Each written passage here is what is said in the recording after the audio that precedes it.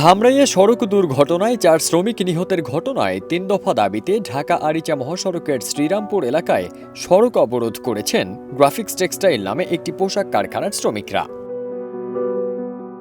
21 November সকালে সড়ক আটকে দেন তারা। এতে যান চলাচল বন্ধ হয়ে ভোগান্তিতে পড়েন মহাসড়কে চলাচলকারী জনসাধারণ।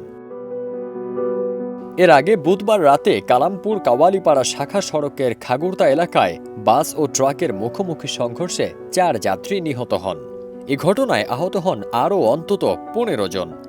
নিহতরা ধামরাইয়ের গ্রাফিক্স ডিজাইন নামে একটি তৈরি পোশাক কারখানার শ্রমিক বলে নিশ্চিত করেছে পুলিশ। রাতে ধামরাই থানার ভারপ্রাপ্ত কর্মকর্তা ওসি মনিরুল ইসলাম বলেন, খাগুড়তা এলাকায় একটি শ্রমিকবাহী বাস ও ইট বোঝাই ট্রাকের মধ্যে মুখোমুখি সংঘর্ষ হয়। এতে ঘটনাস্থলে বাসে থাকা 3 জন নিহত হয় এবং হাসপাতালে নেওয়ার পর আরও একজন মারা গেছেন। ফারদিন সানি, দেশ রূপান্তর।